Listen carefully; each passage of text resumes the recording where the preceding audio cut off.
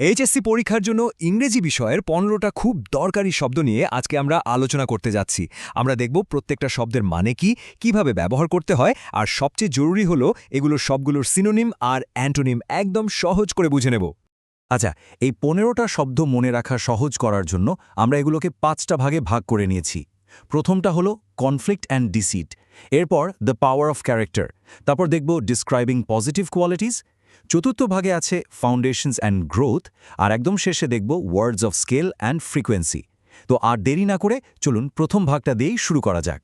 তো আমাদের প্রথম সেকশনটা হলো কনফ্লিক্ট আর ডিসিট নিয়ে। মানে এখানে আমরা কিছু নেগেটিভ আইডিয়া বা কাজ, যেমন ধরুন শত্রুতা বা মিথ্যাচার, এই ধরনের শব্দগুলো দেখব।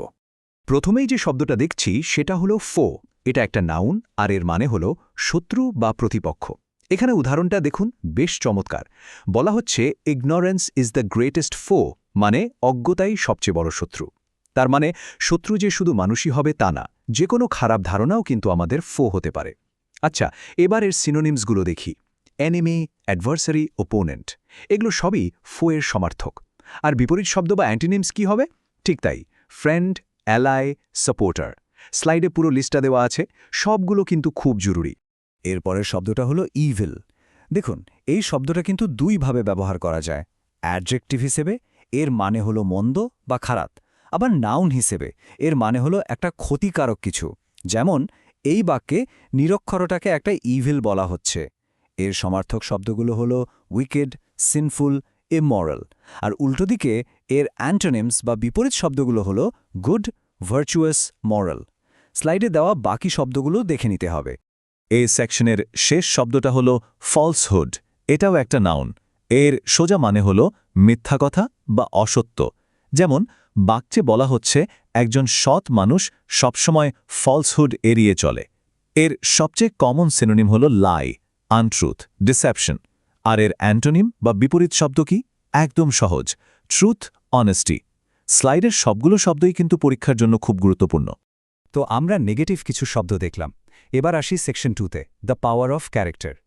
এখানে আমরা এমন কিছু শব্দ নিয়ে কথা বলবো যেগুলো মানুষের ব্যক্তিগত গুণাবলী আর সিদ্ধান্ত নিয়ে আলোচনা করে। আগের সেকশনের নেগেটিভ বিষয়গুলোর সাথে এগুলোর একটা দারুণ সংযোগ পাওয়া যাবে। ফুলিশ, খুব পরিচিত একটা শব্দ, তাই না? এটা একটা অ্যাডজেক্টিভ। এর মানে হলো বোকার মতো বা বুদ্ধিহীন। যখন কেউ কোনো ভালো-মন্দ বিচার না করে কাজ করে, সেটাকে ফুলিশ কাজ বলা যায়। যেমন পড়াশোনা না করে ফেসবুক চালানোটা একটা ফুলিশ কাজ।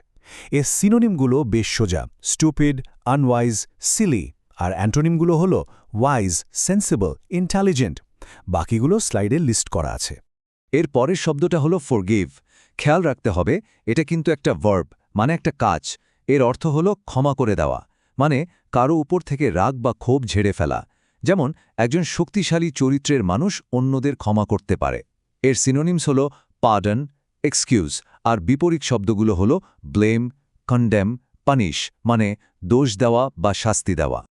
আচ্ছা, আগের স্লাইডে আমরা দেখলাম ফরগিভ, যেটা একটা ভার্ব। আর এখন দেখছি ফরগিভনেস। এটা হলো ফরগিভ শব্দটারই নাউন ফর্ম। বিষয়টা খুব গুরুত্বপূর্ণ। ফরগিভ হলো ক্ষমা করার কাজটা, আর ফরগিভনেস হলো সেই ক্ষমা নামক গুণটা বা ধারণাটা। এর সিনোনিমগুলো হলো পার্ডন, মার্সি, কম্প্যাশন। আর অ্যান্টোনিমস হলো রিভেঞ্জ, পানিশমেন্ট, রিটালিয়েশন, মানে প্রতিশোধ বা শাস্তি। ওকে, আমাদের পরের সেকশন হলো ডিসক্রাইবিং পজিটিভ কোয়ালিটিজ। মানে এখানে আমরা ভালো, নিখুঁত বা ফলপ্রসূ এই ধরনের জিনিসগুলো বর্ণনা করার জন্য কিছু দারুণ অ্যাডজেক্টিভ শিখব। ফ্যাসিনেটিং, কি দারুণ একটা শব্দ, তাই না? এটা একটা অ্যাডজেক্টিভ, আর এটা আমরা তখনই ব্যবহার করি যখন কোনো কিছু সাধারণ ইন্টারেস্টিংয়ের চেয়ে অনেক বেশি আকর্ষণীয় হয়।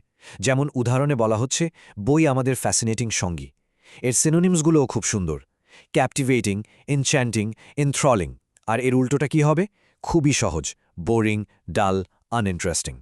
এর পরের শব্দটা হলো ফল্টলেস। শব্দটার মধ্যেই কিন্তু এর মানে লুকিয়ে আছে। ফল্টলেস মানে যাতে কোনো ফল্ট বা ভুল নেই, অর্থাৎ নিখুঁত বা পারফেক্ট। এটাও একটা অ্যাডজেক্টিভ। এর সবচেয়ে কমন সিনোনিম হলো পারফেক্ট, ফ্ললেস। আর এর অ্যান্টোনিমগুলো ফল্ট শব্দটা থেকেই এসেছে, ফল্টি, ফ্লড, ইমপারফেক্ট। ফার্টাইল, এই অ্যাডজেক্টিভটার মানে হল উর্বর বা উৎপাদনশীল।